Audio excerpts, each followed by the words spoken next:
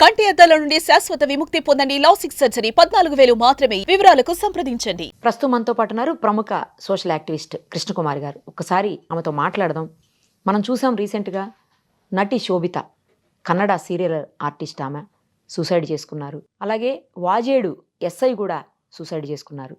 రాత్రి ఒక college student, ఒక ప్రముఖ కాలేజీకి సంబంధించినటువంటి ఇంటర్మీడియట్ చదివే స్టూడెంట్ సూసైడ్ చేసుకున్నాడు. ఈరోజు మార్నింగ్ కూడా ఒక ప్రముఖ కాలేజీకి సంబంధించినటువంటి ఇంకో అమ్మాయి కూడా సూసైడ్ చేసుకుంది. ఏంటి సూసైడ్స్? చదువుకునే వాళ్ళు, చదువుకున్న వాళ్ళు, పెద్ద పెద్ద పొజిషన్స్లో ఉన్నవాళ్ళు కూడా క్షణికావేశానికి లోనయ్యి ఇలా సూసైడ్ చేసుకుని కుటుంబాన్ని బాధ పెట్టడము, వాళ్ళు చనిపోయి కూడా సాధించేది ఏముంటుందో అర్థం కానటువంటి సిచ్యుయేషన్. మరి ఆ సందర్భంలో వాళ్ళకి ఏమనిపిస్తుందో, వాళ్ళ మైండ్లో ఎందుకు అలాంటి డెసిషన్ తీసుకుంటారో తెలియదు. కానీ ఆ బాధ అయితే కుటుంబాన్ని తరతరాలుగా బాధిస్తూనే ఉంటుంది. వీటన్నిటి మీద మేడం ఏం చెప్తారో ఇప్పుడు ఒకసారి చూద్దాం.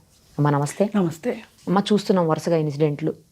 మంచి మంచి పొజిషన్స్లో ఉండి కూడా చిన్న ఏదో తట్టుకోలేనట్టు బాధ వచ్చిందనో, లేకపోతే డిప్రెషన్కు లోనయ్యో, మరి ఎందుకు ఈ సూసైడ్స్ చేసుకుంటున్నారు? అసలు దీనికి అంటే మూలాల్ని ఏ రకంగా మనం చూడాల్సి ఉంటుంది? స్టూడెంట్స్ని అయితే ఎలా చూడాలి, ఇలాంటి పొజిషన్స్లో ఉన్న వాళ్ళని అయితే ఎలా చూడాలి? దాన్ని అసలు అంటే మార్చేదానికి వాళ్ళని మంచిగా, అలాంటి సూసైడల్ టెండెన్సీ ఉన్న వాళ్ళని గుర్తించడం ఎలాగా, వచ్చిన తర్వాత వాళ్ళని చేంజ్ చేసే అవకాశం ఏమన్నా ఉంటుందా? ఎందుకు ఉండదండి? ఖచ్చితంగా ఉంటుంది. ఇప్పుడు మనము పిల్లలతోటి మొదలెడదాం. ఇప్పుడు ఈ కాలేజీలో పిల్లలు, ఈ ప్రముఖ కార్పొరేట్ కాలేజీలో పిల్లలు ఎందుకు సూసైడ్లు చేసుకుంటున్నారు? ఇప్పుడు ఒక గవర్నమెంట్ జూనియర్ కాలేజీలో పిల్లలు ఎక్కడా చేసుకున్నట్లు దాఖలాలు న్యూసే వినం.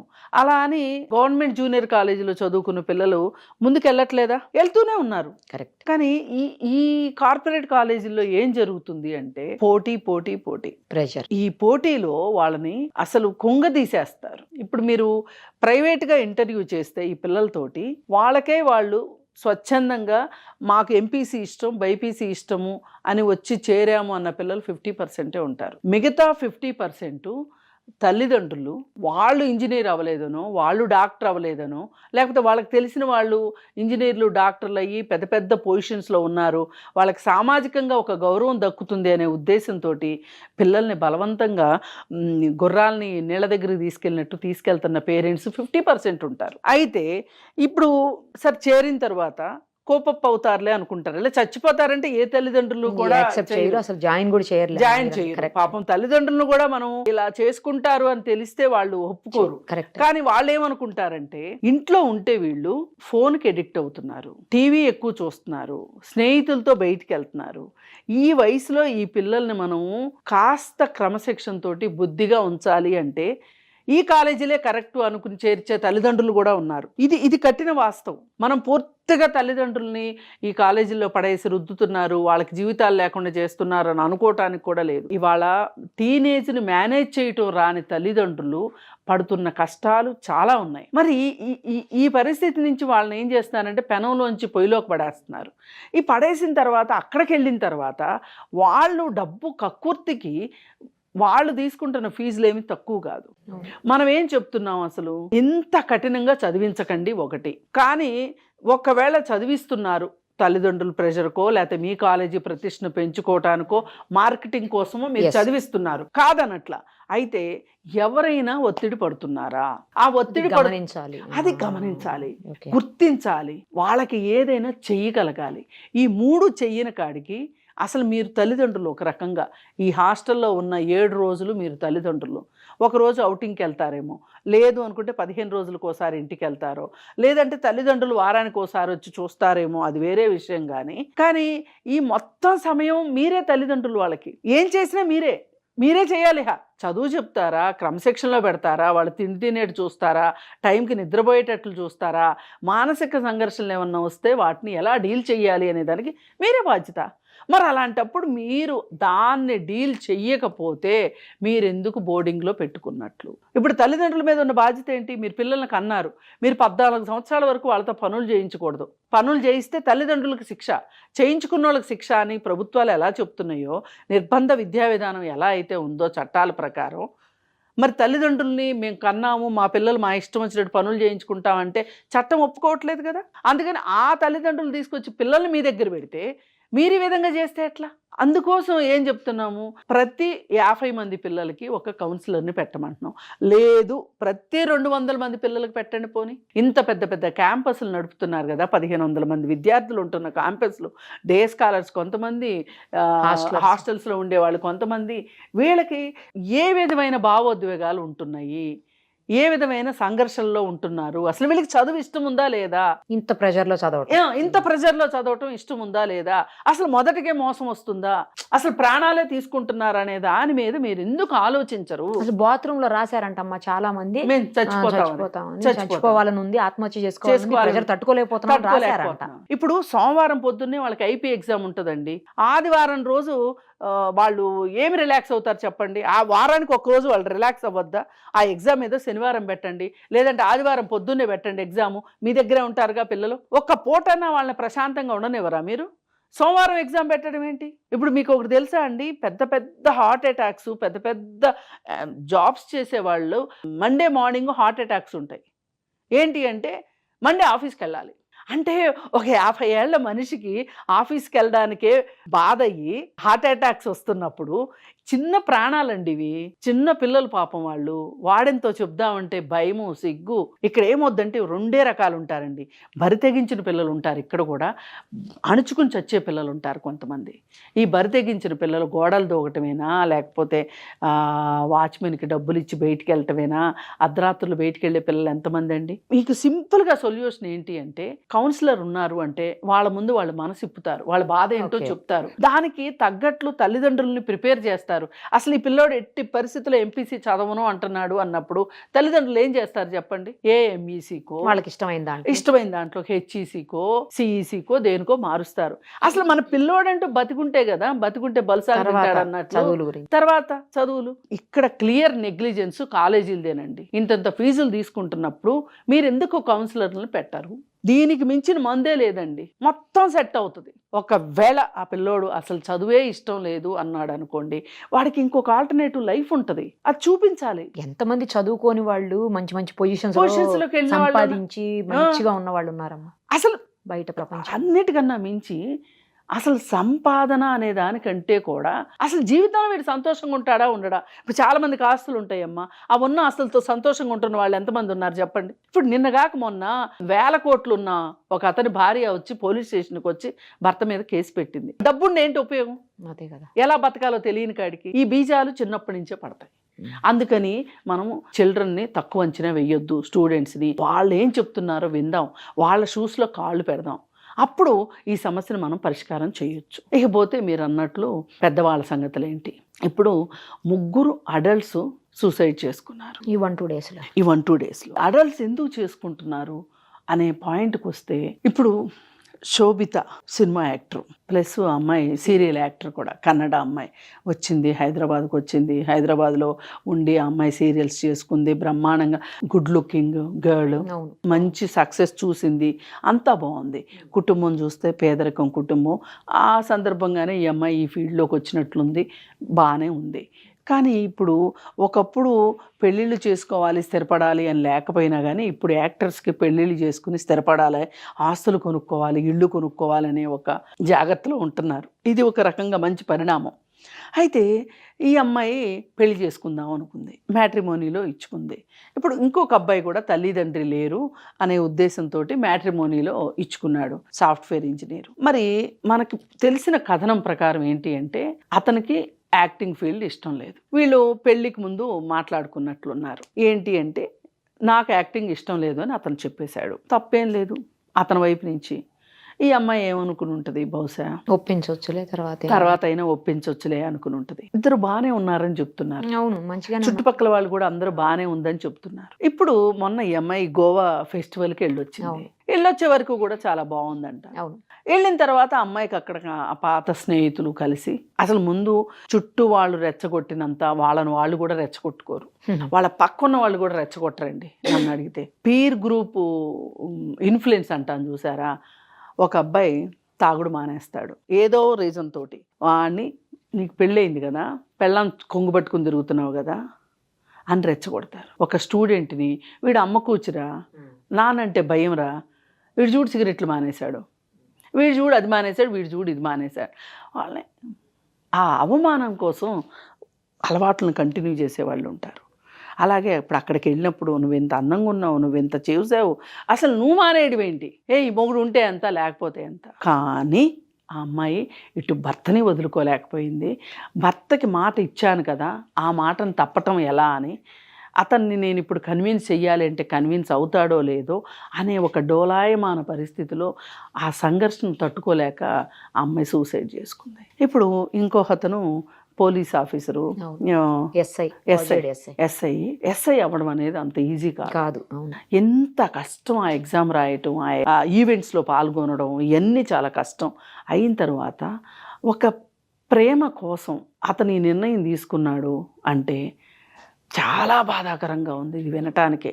ఎందుకంటే అసలు అతను డెసిషన్ మేకింగ్లో ఎందుకు ఇంత పూర్గా ఉన్నాడు, అతను ఎందుకు డెసిషన్ తీసుకోలేకపోయాడు? ఎందుకంటే ఎవరైనా లాజికల్గా ఆలోచించాల్సింది ఏంటంటే, పెళ్లి వయసు వచ్చిన అబ్బాయి కానీ అమ్మాయి కానీ ఇప్పుడు తల్లిదండ్రులు, నా జీవితంలో తల్లిదండ్రుల పాత్ర ఎంత, భవిష్యత్ జీవితంలో నాకు రాబోయే పార్ట్నర్స్ భాగస్వామ్యం ఎంత అని ఆలోచించుకుంటే వీళ్ళకి తట్టేదేంటి, ఎక్కువ కాలం ఉండాల్సింది పార్ట్నర్తోనే. అంటే తల్లిదండ్రులు నేను తక్కువ చేయట్లా, తల్లిదండ్రులు ఇంపార్టెంటే కాదని కాదు. తల్లిదండ్రులు ఇవాళ కాతే రేపైనా సరే మన మీద ప్రేమతోటి మన యాక్సెప్ట్ చేస్తారు. కానీ కోరుకున్న అమ్మాయికి ఇంకొక పెళ్ళి అయిపోయింది అనుకోండి, అటు ఆ అమ్మాయికి ఒక రకంగా నిన్ను మర్చిపోలేకపోతే అక్కడ ఆ అమ్మాయికి నరకం. సరే నువ్వు ఆవేశంలో ఆ అమ్మాయి పెళ్లి చేసుకుంది కదా అని నువ్వు పెళ్లి చేసుకొని ఆ అమ్మాయిని మర్చిపోలేకపోతే ఇంకొక అమ్మాయికి అన్యాయం చేసినట్లు. అందుకని నువ్వు ఇవాళ నీకు ఒక ఆర్థిక స్వాతంత్ర్యం ఉంది, నువ్వు ఒక డెసిషన్ తీసుకుంటే నిన్ను కాదనే వాళ్ళు ఎవరు లేరు. ఇవాళ తల్లిదండ్రుల కోపాలు తాత్కాలికం. నువ్వు ఇంత సిన్సియర్గా అమ్మాయిని ప్రేమించావనేది అర్థమవుతుంది క్లియర్ కట్గా. అసలు నీలాంటి వాళ్ళు బతికుండాలి. అసలు నువ్వు ఇంత ప్రేమ కోసం ఆ అమ్మాయి అంటే అంత ఇష్టం ఉన్నప్పుడు ఆ నిర్ణయం తీసుకోగలగాల్సింది. ఇందాక అతను ఉద్యోగం సంపాదించుకోవటం ఎంత కష్టం అని మాట్లాడుకునే దగ్గర ఐక్యూ ఉంటే సరిపోద్ది. ఇక్కడ కావాల్సింది లైఫ్లో ఈక్యూ కావాలి, ఎమోషనల్ కోషెంట్ కావాలి. ఇప్పుడు నా ముందు ఈ సమస్య వచ్చింది, నేను ఎలా పరిష్కారం చేసుకోవాలి? ఇప్పుడు మనం ఏమైనా సరే ఒక ఊరు వెళ్ళాల్సిన అవసరం ఉంది, ట్రైన్ వెళ్ళిపోయింది, వాట్ నెక్స్ట్ అని ఆలోచిస్తామా?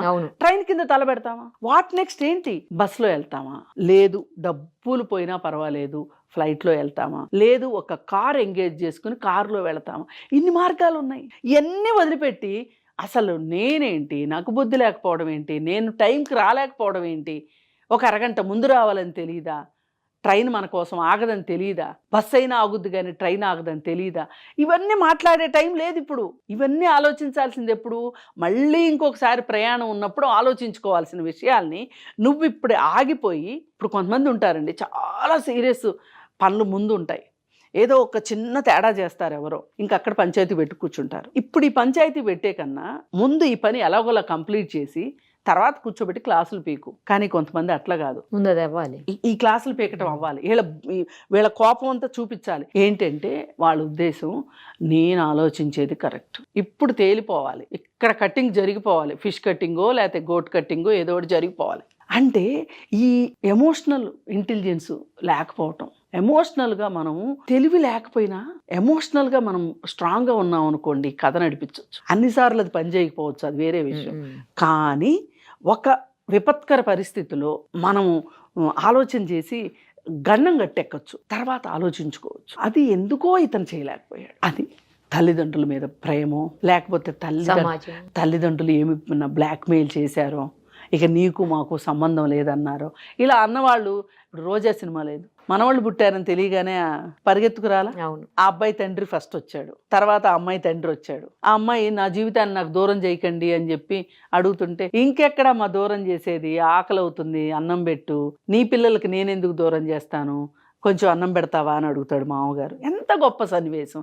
జీవితాలు ఇలాగే జరుగుతుంది. నిజంగా సినిమాలో చూపించారని కాదు, నిజంగా కూడా జరుగుతుంది. మనవళ్ళు మనవరాళ్ళు వచ్చాక ఇంకా అసలు వాళ్ళ కోసం మొత్తం బెండ్ అయిపోతారు.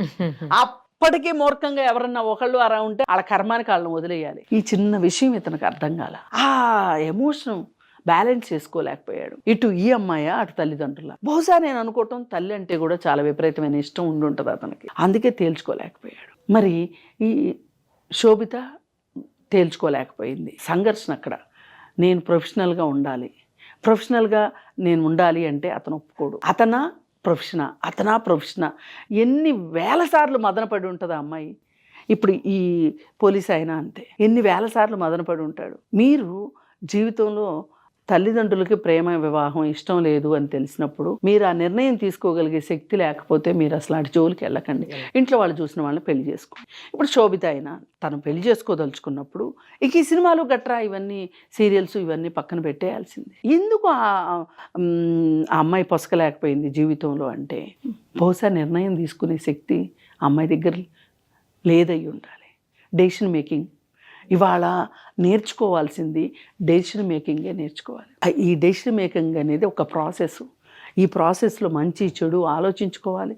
ఆలోచించుకుని డెసిషన్ మేకింగ్ తీసుకోండి. అర్జెంటుగా ఏమి ఈ రోజుకి ఈరోజు నిర్ణయం తీసుకోవాల్సిన అవసరం లేదు. ఈ రోజుకి ఈరోజు చచ్చిపోవాల్సిన అవసరం కూడా లేదు. మనిషే చచ్చిపోవాలి అంటే చాలా ఉంటాయి కారణాలు. మీకు బతకడానికే బోల్డ్ అవకాశాలు ఉన్నాయి. బతకటానికి అవకాశం లేని వాళ్ళు చచ్చిపోతారు అనుకుంటాం మనం. అసలు వీళ్ళకి ఏం తక్కువైంది ఇద్దరికి బతకటానికి? కానీ నేను మీరు మాట్లాడుకున్నంత ఈజీ కాదు ఆత్మహత్య చేసుకోవాలి అనుకోవటం. ధైర్యం కావాలి, చాలా ధైర్యం కావాలి. బతకటానికంటే ఎక్కువ ధైర్యం కావాలి ఆత్మహత్యకి. ఆత్మహత్య అనేది ఎలాంటి పరిస్థితి అంటే ఇక వాళ్ళకి ఈ జీవితంలో ఆశ ఉండదు. తన చుట్టూ ఉన్న మనుషులతోటి డిస్కనెక్ట్ అయిపోతారు.